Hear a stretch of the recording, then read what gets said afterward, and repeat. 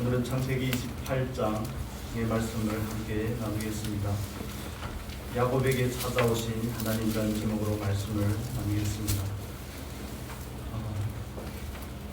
창세기에서 하나님께서 네 명의 족장을 통하여서 강조하시고자 하는 부분이 있습니다. 아브라함과 이삭과 야곱과 요셉이죠. 특별히 야곱에게 있어서 하나님께서 그의 삶을 통하여서 우리에게 전하시고자 하는 메시지가 분명히 있습니다. 창세기를 나눌 때 여러분에게 말씀을 드렸던 것처럼 창세기는 출애굽한 이스라엘 백성에게 주신 말씀입니다. 그렇죠. 이스라엘 백성은 출애굽한 이스라엘 백성이 1차의 독자가 되는 겁니다. 저와 여러분은 2차의 독자고요. 하나님께서 창세기의 말씀을 기록하여 주신 1차적인 대상이 이스라엘 백성입니다. 그런데 창세기에서 일괄적으로 강조되는 부분이 야곱의 인생에 더 두드러지게 나타났는데 한마디로 야곱은 보잘것없는 사람이더라 합니다. 이해가 잘 안 되십니까? 어머니 리브가의 뱃속에서부터 그는 속이는 자요, 발 뒤꿈치를 잡은 자요, 곧 술수에 뛰어난 자임에도 불구하고 하나님의 선택은 형에게 있는 것이 아니라 동생인 야곱에게 있더라는 것입니다. 그때의 모든 관습을 깨고 장자가 장자권을 받는 것이 당연한 것인데 인지상정일진데, 그러나 하나님의 선택하심은 사람의 예상을 깨고 인격적으로 볼 때는 예수가 훨씬 더 훌륭하고 뛰어납니다. 남자답고 터프하고 마초적인 매력도 있고 그렇지 않습니까? 야곱은 그냥 마마보입니다. 매력이라고는 찾아볼 수가 없죠. 물론 집념 같은 건 있습니다. 그렇지만 하나님께서 아브라함을 통해서, 이삭을 통해서, 야곱을 통해서, 요셉을 통해서 우리에게 보여주고자 하시는 것, 이스라엘 백성들에게 보여주고자 하는 것은 하나님의 선택하심은 하나님의 절대적인 주권이 있다는 것을 말씀하시고자 하는 겁니다. 하나님께서 야곱을 선택하신 데는 야곱에게 유가 없다는 것을 오늘 본문이 우리에게 확실하게 보여주고 있습니다. 야곱은 아버지를 속였습니다. 아버지를 속이면 그 결과가 어떻게 됩니까? 우리 리브가 엄마의 말을 빌어서 27장 13절에 보면 이렇게 말합니다. 어미가 그에게 이르되 내 아들아, 너의 저주는 내게로 돌리리니 내 말만 좇고 가서 가져오라. 아버지를 속이는 것은 저주를 받는다는 것은 야곱도 알고 있습니다. 그의 상식선에서. 그럼에도 불구하고 그는 자기의 술수, 꾀를 가지고 하나님께서 주시겠다고 약속하신 것을 자기의 방법으로, 자기의 시간에, 자기의 능력으로 취하게 됩니다. 그는 아버지를 속여서 축복을 받았지만 오히려 그는 도망자의 신세가 되어 있습니다. 야곱이 브엘세바를 떠날 때 나이가 얼마나 그랬습니까? 77세라 그랬습니다. 왜냐하면 이 나이를 우리가 유추할 수 있는 것은 야곱이 130세에 애굽으로 내려갑니다. 130세에 애굽으로 내려갔을 때 요셉의 나이가 39세입니다. 계산이 어려우실 수도 있지만 걱정하지 않으셔도 됩니다. 야곱의 나이가 130세인데 요셉의 나이가 39이죠. 7년의 풍년이 있고 2년의 흉년이 있었으니까 39이죠. 총리가 되고 9년이 지났습니다. 그렇다면 야곱은 요셉을 91살에 낳은 겁니다. 바다나람에 가서 하란에서 14년이 지나고 나서 요셉을 낳았습니다. 그러니까 바다나람으로 떠날 때 브엘세바를 떠날 때 야곱의 나이는 77세가 되는 겁니다. 70여 년 동안 집에만 머물렀던 야곱입니다. 축복을 받았다고 하지만 현실은 더 비참한 겁니다. 눈에 띄게 좋아진 것이 하나도 없습니다. 브엘세바에서 하란까지는 800km나 되는 그 길을 엄마의 치맛자락을 붙잡고 살아왔던 야곱에게 있어서는 너무나 큰 도전이고 앞을 알지 못하는 그런 두려움이 그를 엄습했으면 너무 당연한 것입니다. 그 마음에는 죄책감도 있었을 겁니다. 아비를 속인 결과겠구나. 이게 또 아비를 속인 그 결과는 내가 지금 당하고 있고 그 먼 길을 앞날이 보장이 되지 않는 이 먼 길을 정처 없이 떠나는구나. 그런데 야곱이 그 떠나면은 하나님의 주권적인 섭리가 거기에 있습니다. 야곱이 브엘세바에 계속 머물렀다면 4명의 아내를 얻어서 12명의 아들을 낳을 수 있겠죠. 그렇지만 하나님께서는 인간의 실수를 넘어서서 역사하시는 하나님인 줄로 믿습니다. 하나님의 선택은 주권적입니다. 야곱은 여기서 두 가지 두 인물을 우리에게 상징해 줬는데 죄인된 인간을 상징하는 겁니다. 죄 많은 인간, 죄에 빠져있는 그 야곱에게 하나님께서 먼저 찾아오신 겁니다. 그렇죠. 돌베개하고 자고 있는 그 야곱에게 하나님께서 먼저 찾아오신 겁니다. 12절의 말씀 볼까요? 12절 28장 12절의 말씀 같이 읽겠습니다. 꿈에 본즉 사닥다리가 땅 위에 섰는데 그 꼭대기가 하늘에 닿았고 또 본즉 하나님의 사자가 그 위에 오르락 내리락 하고. 아멘. 야곱이 돌베개하고 자다가 꿈을 꾸었는데 하나님 사닥다리를 보았고 사닥다리에서 하나님의 사자가 오르락 내리락 하는 모습을 목격하게 됩니다. 야곱이 하나님을 먼저 찾은 게 아닙니다. 야곱은 지금 죄인의 신분으로 떠나고 있는 겁니다. 죄책감을 가지고 정든 고향을 떠나서 정처 없이 가고 있습니다. 오늘날처럼 차가 있는 것도 아니고 GPS가 있는 것도 아닙니다. 외삼촌이 사는데 어디에 삽니까? 하란에 삽니다. 하란이라는 것은 그때 당시에는 오늘날 서울과 같은 그런 느낌입니다. 외삼촌이 서울에 사는데 그냥 가는 겁니다. 그냥 아무것도 없이 800km나 되는 그 여정을 가다가 지쳐서 꿈을 꾸었는데 하나님께서 야곱에게 찾아오신 겁니다. 여기서 사닥다리가 등장하죠. 이 사닥다리는 요한복음 1장 51절에 그 해석이 있습니다. PPT 한번 보여주시겠습니까? 요한복음 1장 50절에서 51절 같이 읽겠습니다. 51절입니다. 또 가라사대 진실로 진실로 너에게 이르노니 하늘이 열리고 하나님의 사자들이 인자 위에 오르락 내리락 하는 것을 보리라 하시니라. 이 말씀은 예수님께서 니고디모에게 하셨던 니고디모가 아니죠. 예수님께서 잠시만요. 제가 요한복음 말씀 잠깐 보겠습니다. 이름이 갑자기 생각이 안 나네요. 예수님께서 직접 하신 말씀인데 나다나엘에게 한 말씀입니다. 나다나엘이 생각이 나지 않을 나이는 아닌데 왜 이러는지 모르겠습니다. 나다나엘에게 하신 말씀이 있죠. 네가 무화과 나무 밑에 있다는 것을 내가 보았으므로 놀랐냐? 그게 아니라 그것보다 더 큰 일을 보겠다 하면서 말씀하신 겁니다. 여기서 인자 위에 오르락 내리락 하는 것을 보리라. 창세기 28장에서는 사닥다리 위에서 하나님의 사자가 오르락 내리락 하는 거죠. 유일하게 하늘과 땅을 연결할 수 있는 것은 그 사닥다리입니다. 요한복음 1장 51절에서는 그 사닥다리를 누구라고 말하는 겁니까? 예수라고 말하는 겁니다. 죄인된 인생에게 예수님께서 먼저 찾아오신 겁니다. 야곱에게 찾아오셨던 그 하나님이 저와 여러분의 인생 가운데 찾아오신 겁니다. 우리에게 어떤 조건이 있어서가 아니라, 우리가 어떤 능력을 구비해서가 아니라, 우리가 택함 받을 수 있는 어떤 뭔가를 요소를 가지고 있어서가 아니라 하나님께서 일방적으로 우리를 택하시고 우리를 찾아오신 줄로 믿습니다. 전적인 하나님의 은혜입니다. 그렇다면 우리는 이 은혜에 대해서 얼마나 감사하고 얼마나 감격하고 있는지 우리는 반복적으로 확인할 필요가 있습니다.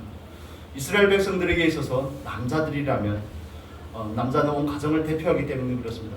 반드시 지켜야 될 세 가지의 절기가 있죠. 그 중에 가장 중요한 것이 6월절입니다. 1년에 3번씩 예루살렘으로 가야 되는데 6월절 때는 반드시 가야 됩니다. 6월절이 뭡니까? 이스라엘 백성들을 하나님께서 애굽에서 구원하시려고 할 때 보여주신 그 상징적인 구속의 행동이 6월절이죠. 그 6월절은 해마다 기념하는 겁니다. 반복적으로 기념하는 겁니다. 저와 여러분이 죄인된 자리에 있었지만 하나님은 몰랐습니다. 공중의 권세 잡은 자에게 속해 있었고 또 우리의 마음에 원하는 대로 육체의 욕심을 따라 지냈습니다. 그럼에도 불구하고 우리에게 조건이 있어서가 아니라 하나님께서 저와 여러분을 찾아오신 줄로 믿습니다. 그 은혜는 우리가 신앙생활 하는 내내 상기해야 될 겁니다. 이걸 잃어버리면 모든 게 끝나는 겁니다. 하나님께서 나를 선택했다는 그 은혜에 감격하지 못하고 감사하지 못하는데 그 감사를 벗어나서 하나님 섬길 수 있습니다. 예배할 수 있습니다. 기도하고 교회와 봉사할 수 있는데 그렇다면 그 모든 것은 마치 모래 위에 집을 짓는 것과 똑같습니다. 의미 없는 일이 된다는 겁니다. 하나님과는 전혀 상관이 없는 일이 되는 겁니다. 하나님께서 야곱에게 찾아가셨습니다. 죄인된 야곱에게 찾아가셨던 것처럼 죄 가운데 빠져 죽을 수밖에 없던 저와 여러분에게 하나님께서 찾아오셨습니다. 그 하나님에 대해서는 우리는 얼마나 감사하고 있습니다. 그 그 구원의 감격을 한번 맛본 것으로 끝내는 것이 아니라 이것은 지속돼야 될 일입니다. 우리의 삶 가운데서 마치 이스라엘 백성들이 해마다 예루살렘에 올라가서 유월절을 기념하였던 것처럼 저와 여러분에게 있어서 기념할 것은 유월절입니다. 가장 중요한 것입니다. 우리가 하나님을 찾은 것이 아니고 하나님께서 우리를 찾은 것입니다. 우리가 하나님을 선택한 것이 아니라 하나님께서 우리를 선택한 것입니다. 내가 하나님을 사랑한 것이 아닙니다. 하나님께서 나를 일방적으로 사랑하셨습니다. 그 사랑으로 인해서 우리가 이 자리에 있는 줄로 믿습니다. 어느 날 내가 예수를 믿어야 되겠다 하고 믿은 게 아니라는 거죠. 선행적인 은혜가 있어야지 우리가 하나님을 믿을 수가 있는 겁니다. 너희가 그 은혜로 인하여 믿음으로 말미암아 구원을 얻었나니, 이것 구원은 뭐라고 그럽니까? 하나님의 선물이라는 겁니다. 선물이라는 겁니다. 우리는 늘 환경을 가지고 우리들의 존재를 자꾸 정의하려고 그럽니다. 환경을 가지고 사회적인 지위나 내가 가진 재물과 물질의 풍부함을 따라서, 소유의 많고 적음을 따라서 자기의 존재를 결정하려고 그럽니다. 그렇지 않습니다. 저와 여러분이 있으나 없으나 잘나나 못나나 다 하나님께서 사랑하시는 사람인 줄로 믿습니다. 존재가 먼저 있습니다. 예수를 믿고 삶에 풀리지 않고, 예수를 믿는데 삶이 눈에 보이게 나아지지 않고, 그런 게 뭔 상관입니까? 하나님께서 선택을 하셨다는 게 중요한 거죠. 나는 하나님의 선택을 받았다는 게 중요한 겁니다. 하나님께서 지옥 갈 자식을 하나님의 나라로 나를 초대했다는 게 더 중요한 거죠. 어둠의 권세에 있는 그 어둠의 나라에서 나를 사랑하는 아들의 나라로 옮기셨다는 게 더 중요한 거 아니겠습니까? 신앙생활을 함에 있어서 이 부분은 우리가 반복적으로 확인해야 될 부분입니다. 하나님께서 그래, 하나님께서 나에게 찾아오셨구나. 죄인 된 나에게 먼저 찾아오신 분이 그분이시고, 나는 그분을 선택할 어떤 능력과 어떤 것을 구비하지 못했지만 하나님께서 먼저 나에게 찾아오셔서 나를 자녀 삼아주셨고, 야곱에게 찾아가신 그 하나님이 저와 여러분을 찾아오신 그 하나님임을 믿습니다. 그래서 우리가 그 믿음의 길로 초청을 받은 겁니다. 일방적인 선택을 받아서 믿음의 길에 초청을 받았다면 그 다음부터 저와 여러분이 해야 될 부분이 있는 겁니다. 이 말씀 계속해서 보겠습니다. 15절의 말씀, 13절에서 14절까지 보겠습니다. 또 본즉 여호와께서 그 위에 서서 가라사대, 나는 여호와니 너의 조부 아브라함의 하나님이요 이삭의 하나님이라. 너 누운 땅을 내가 너와 네 자손에게 주리니 네 자손이 땅의 티끌같이 되어서 동서남북에 표만할지며 땅의 모든 족속이 너와 네 자손을 인하여 복을 얻으리라. 아멘. 여기서 야곱은 두 가지의 신분을 상징한다고 말씀을 드렸습니다. 죄인인 야곱, 또 하나는 언약을 받은 야곱입니다. 야곱에게 조건이 있지 않지만 하나님께서 야곱을 일방적으로 선택하셨습니다. 그 선택한 야곱에게 하나님은 또 찾아가셔서 아브라함에게 약속하셨던 것, 그 아비 이삭에게 약속하셨던 그 약속을 확증하십니다. 야곱이 아버지에게 복을 받았지만, 축복을 받았지만 마음이 얼마나 불안하겠습니까? 앞날을 알 수 없는데요. 축복을 받으면 뭐합니까? 사랑하는 부모를 떠나, 엄마를 떠나서 지금 타향길에 나와 있는데, 광야길에 나와 있는데 축복을 받으면 뭐하겠습니까? 눈에 띄게 좋아진 게 하나도 없는데요. 언젠가 또 알게 모르게 형이 자기를 쫓아와서 죽일 수도 있는 상황이 아니겠습니까?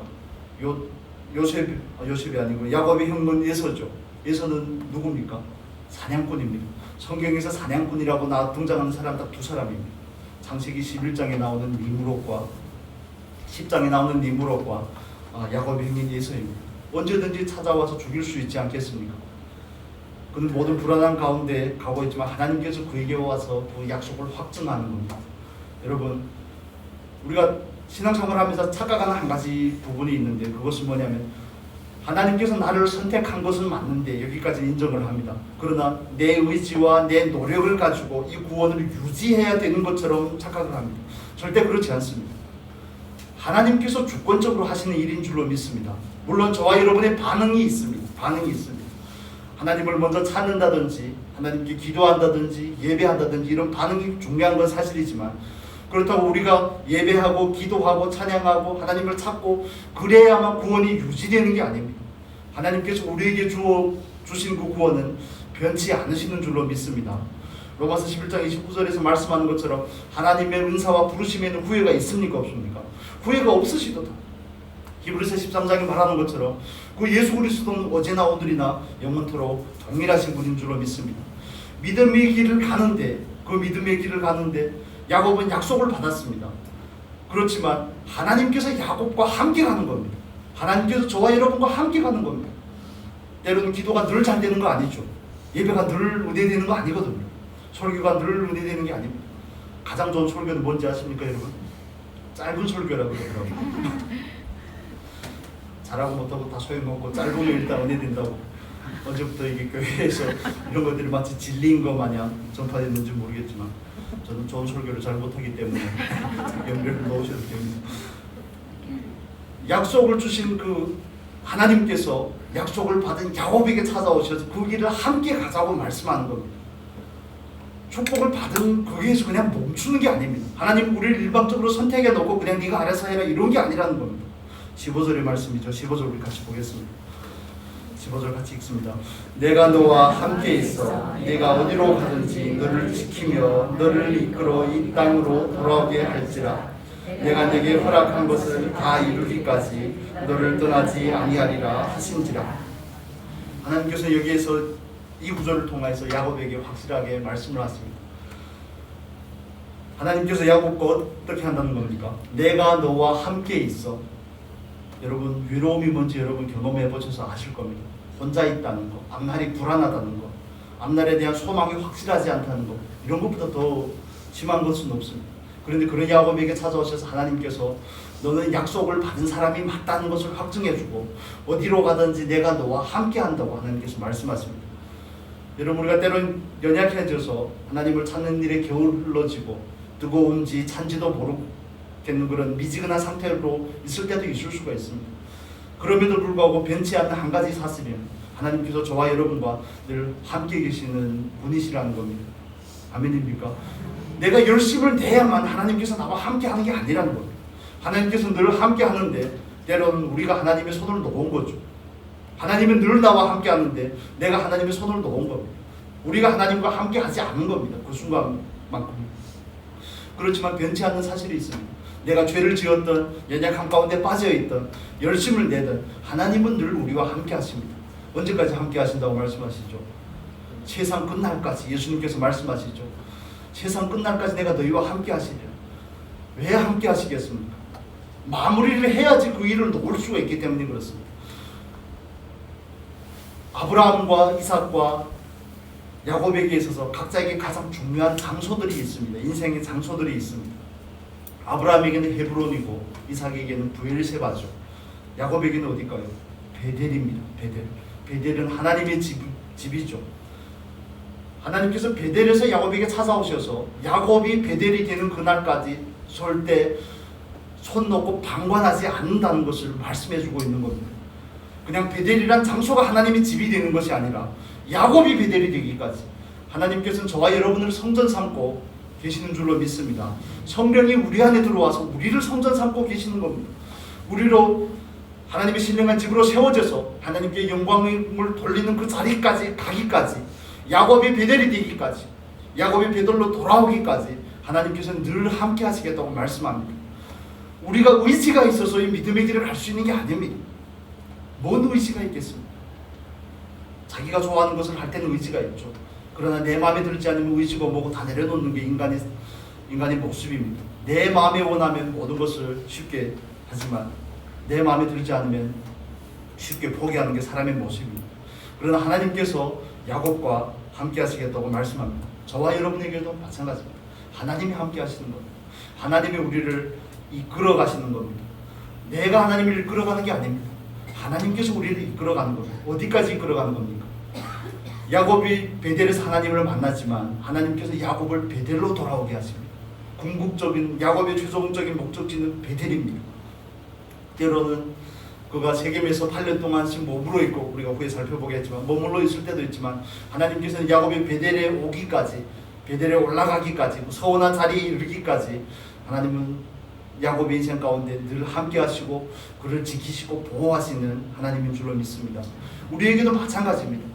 믿음을 가진다는 것은 이 확신을 가지는 겁니다. 우리에게는 영원한 상급이 보상이 되었음을 우리는 믿고 하는 겁니다. 예수 그리스도께서 십자가에서 이미 이긴 그 이김을 우리는 믿고 하는 겁니다. 내가 싸워서 이기는 것이 아니라 예수 그리스도가 이기시는 그 이기만으로 우리가 들어가는 겁니다. 그분의 승리 가운데로 들어가서 그 승리가 우리에게 되는 거기까지 하나님께서 우리에게 열심을 내고 계시는 줄로 믿습니다. 여러분 조금 연약하셔도 다운이 되셨다고 해서 너무 좌절하거나 포기하고 그러지 않으시면 좋겠습니다. 하나님께서 함께 하시고 하나님께서도 우리에게 용기를 주시고 우리에게 힘을 주시고 우리에게 부단히 소원을 넣어주실 줄로 믿습니다. 내가 주체가 돼서 이끌어간다고 생각하면 내가 의지가 있어서 내 결심이 대단해서 내가 그래도 내가 늘 중심이 될 때는 늘 실패를 경험하게 될 것입니다. 그렇지만 또 내가 늘 중심이 될 때는 우리에게서 알게 모르게 교만이 흘러나오게 됩니다. 알게 모르게 우리에게서 자기의 의의가 드러나게 됩니다. 때로는 하나님께서 우리의 실패를 허용하실 때가 있다는 사실을 여러분 꼭 기억하시면 좋겠습니다. 하나님께서는 야곱이 아비를 속일 수 있게 허용을 하시는 거 아닙니까? 야곱에게 속일 수 있는 지혜를 줬다 한 게 아니라, 그렇지만 그 모든 상황을 하나님은 적절하게 버무려서 야곱을 이스라엘이 되게 하십니다. 야곱으로 베델이 되게 하십니다. 여러분, 그 하나님이 저와 여러분의 하나님입니다. 야곱을 찾아오신 그 하나님이 저와 여러분을 찾아오셔서 우리를 택하시고 구원하실 뿐만 아니라 우리로 믿음의 여정을 가게 하시는 그 하나님입니다. 제가 한국에 와서 느낀 거지만 정말 열성이 대단합니다. 열성이 대단합니다. 모든 것을 열정으로 통합니다. 이 나라에서는 그렇습니다. 제가 몽골에도 가봤거든요. 거기는 모든 것이 나태함으로 통합니다. 일을 처리하는 게 얼마나 누린지 정말 속이 확 뒤집어집니다. 속이 뒤집어지고도 남죠. 그렇게 늦을 수가 없습니다. 뭐 체계도 제대로 되어 있지 않고 뭔 일이 진행이 잘 안 됩니다. 그런데 여기 오면 일사천리로 진행이 되죠. 이 동네는 절대 딜레이가 되는 걸 용납할 수가 없는 동네죠. 그러다 보니까 알게 모르게 삶이든지 신앙이든지 이 문화의 그런 열정, 열심 그런 요소들이 장착이 되어 있다 보니까 알게 모르게 신앙에도 그렇게 들어와 있습니다. 그래서 신앙은 열심 있는 신앙이면 무조건 좋은 신앙인 줄로 압니다. 그렇지만 그렇지 않습니다. 하나님의 때로 우리의 열심을 꺾으십니다. 그 열심 우리의 교만이 될 때는 꺾으십니다. 가차없이 꺾으시죠. 그래서 너무 열심을 가지고 여러분의 신앙을, 우리의 신앙을 가늠하지 않으면 좋겠습니다. 때로는 밋밋할 수도 있습니다. 그런 과정이 있을 수도 있습니다. 그렇지만 모든 것이 열심을 내야만, 그래도 내가 열심을 내야 되고 의지를 들여야 되고 믿음을 가져야 되고 꼭 그렇지만 않다는 것을 우리가 염두에 두면 좋겠습니다. 하나님께서 주체가 됩니다. 15절의 제일 처음에 단어가 뭐죠? 15절의 제일 처음 단어가 뭡니까? 내가 합니다. 내가 너와 함께 한다는 겁니다. 내가 나와 함께 하는 것이 아니라 내가 너와 함께 한다는 겁니다. 내가 너를 이끌어 돌아오게 하고 내가 너를 지킨다는 겁니다. 내가 너에게 약속하신 그 일 이루기까지 내가 이룬다는 겁니다. 하나님께서 오늘도 우리에게 그렇게 말씀하시는 줄로 믿습니다. 스스로의 조건을 바라보면서 좌절하고 낭망하고 우울해하지 않으시면 좋겠습니다. 하나님께서 이루신다는 겁니다. 그렇다면 하나님께서 우리들의 신앙 가운데 조금 열심히 있고 조금 더 성숙한 사람과 우리들의 차이가 있다면 뭘까요? 하나님의 은혜가 더 있냐 없냐의 차이입니다. 하나님께서 은혜를 더 주시느냐 주시지 않았느냐의 그 차이지 다른 데 차이가 있는 게 아닙니다. 오늘도 하나님께서 저와 여러분의 인생에 있어서 주어가 되시는 줄로 믿습니다. 그 약속을 이루기까지 절대 포기하지 않으시는 하나님. 그렇다면 저와 여러분은 하나님의 약속이 뭔지를 알아야 되겠죠. 하나님이 야곱에게 복을 주는 게 하나님의 목적이 아닙니다. 복을 줘서 이 땅에서 풍성하게 풍요롭게 사는 것이 하나님의 목적이 아닙니다. 저와 여러분을 향한 하나님의 목적도 물론 마찬가지입니다. 이 세상을 넉넉하고 여유있게 편안하게 행복하게 사는 것이 하나님의 목적이 아닙니다. 경제적인 자유를 누리고 이 세상에서 마음껏 사는 그게 아닙니다. 하나님은 저와 여러분의 존재를 변화시키기를 원하시는 줄로 믿습니다. 존재를 변화시키고자 하는 겁니다. 우리는 그러나 늘 상황 가운데 나를 두죠. 사업이 성공했는지 실패했는지 통장에 잔고가 늘었는지 내 몸이 건강한지 자녀들은 잘 됐는지 그런 건 하도 관계가 없습니다. 하나님께서 원하시는 것은 야곱을 이스라엘 되게 하는 겁니다. 야곱 자체가 하나님의 전이 되게 하는 겁니다. 우리에게 있어서도 마찬가지입니다. 하나님께서 우리로 성전을 삼아서 우리로 하나님께 영광을 돌리는 삶으로 우리를 이끌어 가시는 분이 하나님이신 줄로 믿습니다. 그렇다면 그게 하나님의 목적이라면 우리는 그 존재의 힘을 써야 되는 겁니다. 아멘입니까?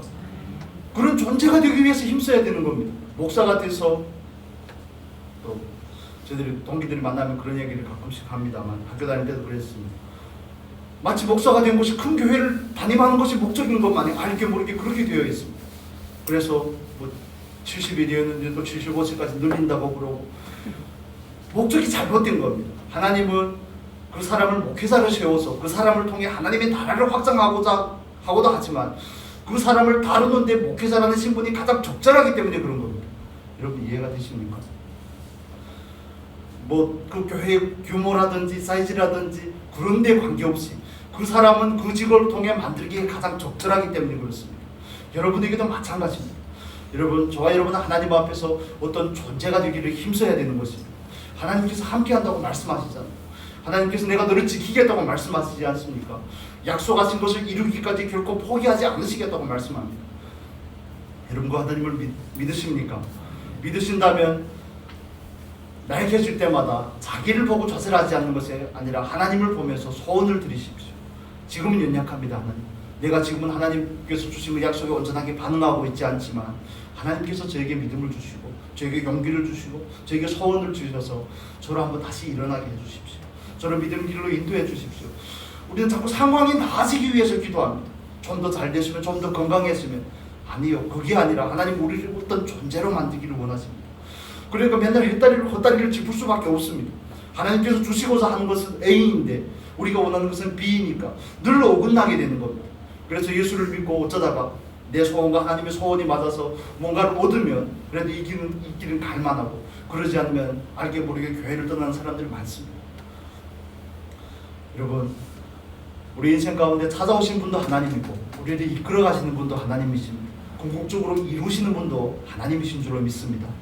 여러분, 그 하나님을 신뢰하신다면 그 하나님을 바라보고 그 하나님에게 믿음을 드리셔야 되는 겁니다. 신앙은 중요한 요소들이 여러 가지가 있지만 한 가지 중요한 요소는 우리가 오늘 찬양을 드렸던 것처럼 우리의 시선입니다. 우리의 시선을 어디에다 두느냐가 가장 중요한 부분입니다. 하나님께서 야곱을 찾아오셔서 야곱을 만나주신 곳이 광야입니다. 그렇죠? 히브리어에서 광야라는 단어와 말씀이라는 단어가 똑같은 의미를 가집니다.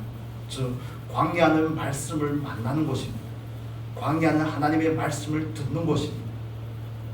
야곱이 의도하지 않았지만 이곳에서 밖에서 노숙하면서 하나님의 말씀을 듣게 된 겁니다. 우리들의 삶 가운데서도 우리가 시선을 어디에 두느냐, 그것이 굉장히 중요한 겁니다. 그래서 13절에서 14절까지 15절까지 번득이라는 표현이 4번 나옵니다. 원문에는 15절에도 그렇습니다. 번득, 13절에 12절부터 나오죠. 꿈의 번득, 또 번득, 13절에도 또 번득, 15절에도 번득, 원문에는 있습니다. 이것은 감탄하는 겁니다. 아, 하나님께서 하시겠구나. 하나님께서 또 새로운 일을 여시겠구나. 새로운 장을 여시겠구나. 여러분, 우리에게 주어진 상황 가운데서 우리가 하나님을 향해서 시선을 둘 수 있기를 바랍니다. 자기를 바라보지 마십시오. 나를 바라보고 내 조건을 바라보고 환경을 바라보지 않으셔야 됩니다. 하나님께서 야곱에게 먼저 찾아오셨지만 오늘은 하나님께서 저와 여러분에게 주시고자 하는 말씀은 우리의 시선을 하나님께 두라는 것입니다. 하나님께서 먼저 찾아오셨다면 야곱이 하나님께 자기가 베고 자던 그 돌베개에 기름을 붓고 서원했던 것처럼 우리가 하나님께 이제는 반응할 차례라는 겁니다. 하나님께서 우리에게 약속을 확증해 주셨고 함께 하시겠고 이끌어 돌아오시겠고 그 약속을 이루기까지 결코 포기하지 않으시겠다고 하나님께서 말씀하시는데, 그렇다면 저와 여러분이 야곱이 하셨던 그 반응을 하나님께 하셔야 되는 겁니다. 우리 말씀 보겠습니다. 18절, 20절의 말씀부터 보겠습니다. 20절에서 22절 같이 읽겠습니다. 야곱이 서운하여 가로되 하나님이 나와 함께 계시사 내가 가는 이 길에서 나를 지키시고 먹을 양식과 입을 옷을 주사 나로 평안히 아비 집으로 돌아오게 하시면 여호와께서 나의 하나님이 되실 것이요 내가 기둥으로 세운 이 돌이 하나님의 전이 될 것이요 하나님께서 내게 주신 모든 것에서 10분의 1을 내가 반드시 하나님께 드리겠나이다 하였더라. 아멘. 우리 한글판 성경에는 한글로 번역된 제가 번역본들 다 비교를 해봤는데 마치 야곱이 하나님께 한 것이 조건부적인 서원으로 되어 있습니다. 그러나 성경에서 서원이라는 것은 감사제사의 일종입니다. 하나님께서 야곱에게 그 언약을 확증해주고 내가 너를 택한 것이 맞다는 것을, 네가 아브라함과 이삭과 그 정통을 이은 약속의 백성이 맞다는 것을 확증해 주시고 그에게 그 약속하신 그 언약을 이루시기까지 하나님께서 포기하지 않으시겠다고 말씀하셨을 때 야곱이 서원을 하는데, 이것은 하나님께 나를 드리겠습니다 하는 그런 표현입니다. 삭개오가 예수님을 만나고 하는 이야기가 있죠. 내가 누구 것을 빼앗거나 토색한 일이 있으면 몇 배를 갚겠다고요? 4배를 갚겠다고. 내 재산의 절반을 가난한 자들에게 나눠주겠습니다 하는 그 표현과 마찬가지입니다. 이게 마치 번역이 돌아가게 하시오면, 어떤 조건을 충족을 해주시면 내가 하나님께 11조도 드리고 하나님이 나의 하나님을 인정하겠습니다, 그런 게 아닙니다. 하나님께서 먼저 야곱에게 찾아오셨기 때문에 야곱은 당연하게 하나님께 반응을 드리는 겁니다. 우리가 하나님께서 우리에게 주신 은혜를 받으면 하나님께 뭘로 화답합니까? 감사와 찬양으로 화답하는 것과 똑같습니다. 마찬가지입니다.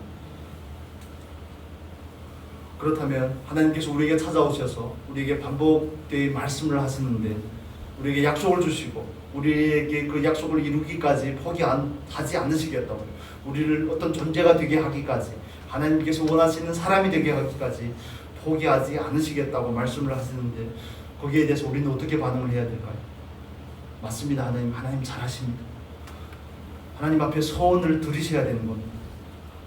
맹세를 하라는 것이 아니라 하나님 앞에 감사를 드리시고, 하나님께서 여러분의 삶 가운데 하시는 일에 대해서 하나님을 좀 응원해 주시면 좋겠어요. 하나님 정말 잘하십니다. 나는 잘 모르겠지만 하나님이 하시는 일이 맞다는 것을 나는 믿습니다. 하나님은 나의 하나님이라는 것을 나는 믿습니다. 내가 이해가 돼서가 아니라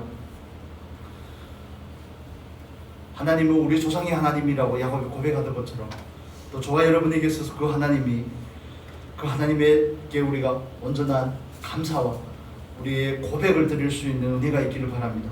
그래서 신앙은 주고받음이 있어야 됩니다. 하나님께서 먼저 찾아오셨으니까 야곱이 하나님께 화답하는 것과 마찬가지입니다. 아멘입니까?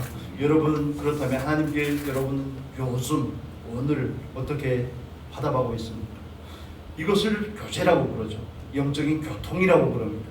하나님은 늘 일방적으로 우리에게 찾아만 오시고 우리는 하나님에 대해서 아예 시선을 두지 아니하고 하나님을 의지하지 아니하고 감사하지도 아니하고, 그렇다면 이 교제는 끊어지게 되는 겁니다. 예수님께서 문 밖에서 아무리 노크를 한다 할지라도 이 안에서 열어야 되는 것은 라오디게아 교회의 성도들인 것처럼 저와 여러분인 겁니다. 여러분, 하나님께서 우리에게 찾아오실 때 우리는 정말 두 팔을 벌리고 그분을 영접하고 맞아들일 수 있기를 바랍니다. 하나님께서 우리와 함께 계시는데 우리도 하나님과 함께 계셔야 되지 않겠습니까? 우리가 하나님과 함께 하셔야 되는 겁니다. 시선을 하나님께 두십시오. 하나님을 바라보십시오. 자기를 바라보지 마시고 하나님을 바라보시고, 하나님께서 나에게 주신 이 모든 것이 과정이겠구나를 오늘 본문의 야곱은 잘 모릅니다. 그냥 도망자이신 시 도망치기에 급급한 야곱이지만 하나님께서 모든 것을 잘 버무려서, 적절하게 잘 버무려서 야곱을 이스라엘이 되게 하는 것을 우리는 성경을 봐서 압니다. 그렇다면 그 일이, 야곱이라는 인생 가운데 이루어진 그 일이 저와 여러분에도 똑같습니다. 저와 여러분의 삶 가운데도 똑같이 이루어지는 겁니다. 하나님은 야곱을 세우는 그날까지 포기하지 아니하시는 것처럼 우리를 세우는 그날까지 포기하지 않으실 줄로 믿습니다. 우리가 하나님을 외면할지라도 그분은 우리에게 또 반복해서 찾아오실 겁니다. 때로는 꿈에, 때로는 말씀으로, 때로는 사람으로, 때로는 환경을 통해서 우리에게 찾아오실 겁니다. 여러분, 그렇다면 우리는 그 하나님에 대해서, 그 하나님을 만날 수 있는 은혜가 있기를 바랍니다. 하나님 앞에 하나님께 시선을 고정해야지 그분을 만날 수가 있죠. 귀를 그분에게 기울여야지 그분의 말씀을 들을 수가 있습니다. 여러분이 마음이 어디를 향해 있는지 우리가 분별할 수 있기를 바랍니다. 점검할 수 있는 은혜가 있기를 바랍니다. 그렇다면 그 하나님을 만났다면 그 하나님 앞에 여러분이 온전한 감사를 드릴 수 있기를 바랍니다. 여러분 존재를 온전하게 드릴 수 있는 귀한 은혜가 있기를 바랍니다. 이것이 영적인 교제입니다. 하나님께서 우리를 일방적으로만 찾아오시는 것이 아니라 이제는 우리와 함께 가자고 말씀하십니다. 사랑하는 자여 일어나서 나와 함께 가자는 겁니다. 이 길을 함께 가자는 겁니다. 여러분, 그냥 하나님이 알아서 하시겠지 그렇게만 하시지 마시고, 하나님께서 우리를 구원해 주셨다면 우리에게 이제는 의지가 있습니다. 이걸 우리가 자유의지라고 그러죠. 그 의지를 가지고 그 하나님을 우리가 또 오히려 더 가까이 할 수 있는 귀한 은혜가 있기를 바랍니다. 야곱을 찾아오신 그 하나님의 반에서 우리가 이제 하나님을 찾아가야 됩니다. 우리가 하나님께서 우리를 만드시고는 그 존재의 자리까지 나아가고자 힘써야 되는 겁니다. 왜 자꾸 다른 사람을 보면서 넘어지고 실패하고 판단하고 정죄하고 그럽니까? 그 사람 나름대로 믿게 냅두십시오. 그냥 너무 많이 간섭하지 말고 목사가 저러네, 장로님이 저러네, 그런 거 그분이 하나님 앞에 가서 할 일입니다. 여러분이 그 사람 발짝 끼고 같이 하나님 앞에 서는 거 아닙니다. 그분은 그분 나름대로 하게끔 냅두십시오. 그분을 판단하다 여러분이 다칩니다. 대통령 걱정 그만하시고, 여러분 나라 걱정 그만하시고, 우리는 기도하고 내가 하나님 앞에 설 그 자리를 사모하고 하나님 앞에 시선을 둬야 되는 줄로 믿습니다. 그게 우리에게 주어진 가장 중요한 과제입니다. 다른 사람이 연약함이라든지 하든지 부패함이라든지 넘어지고도 남죠. 그런데 우리가 시선을 둘 것이 아니라 하나님께서 주시고자 하는 그 계시의 그 말씀에 우리의 눈을 두실 수 있기를 바랍니다. 때로는 이 부분만 말씀을 드리겠습니다. 보통 보수적인 신앙을 가진 교회들에서는 하나님께서 요즘에는 꿈을 통해서 우리에게 계시하지 않는다고 그렇게 이야기를 합니다. 그러나 하나님의 온전한 계시 말씀이 완성이 된 것은 사실이지만, 그러나 하나님은 오늘날도 모든 환경을 통해서 우리에게 말씀하시는 분인 줄로 믿습니다. 말씀으로만 하는 것이 아니라 대부분 말씀으로 하시지만 다른 방편으로 하시는 겁니다. 여러분, 꿈에서 하나님 꿈이든지 수단이 중요한 게 아니라는 것을 말씀드리고 싶어서 그럽니다. 꼭 꿈을 꿔야 되고 꼭 환상을 봐야 되고 그런 수단에 너무 목매이지 마십시오. 꿈을 꾸고 환상을 보는 게 좋다고 자꾸 생각할지 모르겠지만, 여러분, 어린아이들이 보는 책이 그림이 많던가요? 글이 많던가요? 그림이 많죠. 어린아이들은 그래야 알아먹기 때문에 그렇습니다. 어른들이 책에는 어떻습니까? 글밖에 없습니다. 여러분, 하나님께서 우리에게 글로 보여주셔도 말씀으로 하셔도 알아먹을 수 있는 은혜가 있기를 바랍니다. 네, 말씀을 준비하겠습니다. 하나님께서 주인된 야곱에게 찾아오셨고 또 그에게 그가 선택한 자임을 그에게 확증을 시켜주고 그 약속을 확증을 시켜주고 또 그를 통해서 하나님의 약속을 이루시겠다고 말씀을 하십니다. 그 하나님께서 오늘도 우리에게 죄인 되었을 때 우리에게 찾아오셨을 뿐만 아니라 오늘도 우리에게 찾아오셔서 친히 말씀하시는 줄로 믿습니다. 여러분, 우리는 어떤 존재가 되기를 힘써야 되는 겁니다. 하나님께서 우리가 그렇게 되기를 원하시기 때문에 우리가 하나님 앞에 반응을 해드려야 되는 겁니다. 여러분의 시선을 하나님께 두시기를 바랍니다. 하나님께서 여러분에게 말씀하신다면 여러분 하나님께 아멘으로 감사로 찬양으로 화답할 수 있는 은혜가 있기를 바랍니다. 그럴 때 그 관계가 또 돈독해지고 또 깊어집니다. 환경을 바라보지 마십시오. 사람을 보지 마십시오. 하나님의 말씀에 우리의 귀를 기울이고 하나님을 향해서 우리의 시선을 둘 수 있는 귀한 은혜가 있기를 바랍니다. 기도하겠습니다. 거룩하신 아버지, 감사합니다. 죄인된 우리에게 하나님께서 찾아오셨습니다. 또 우리에게 자녀라는 힘을 주시고 또 자녀가 된 우리에게도 반복적으로 찾아오시는 아버지, 우리가 아버지를 외면하지 않을 수 있도록 은혜를 더하여 주십시오. 아버지, 우리의 시선이 상황이나 환경이나 또 사람을 향해서 있지 않게 하시고 하나님을 향해 있게 하여 주십시오. 우리의 마음이 주의 말씀에 귀를 기울이게 하시고 우리가 주님 앞에서 온전한 화답을 할 수 있는 귀한 은혜가 있게 하여 주십시오. 또 우리가 이 믿음의 길을 감에 있어서 주님 손을 꼭 잡고 갈 수 있는 귀한 축복이 말씀과 기도의 교회 모든 사랑하는 성도님들에게 있기를 간절히 소원합니다. 이 시간도 감사하며 예수님 이름으로 기도합니다.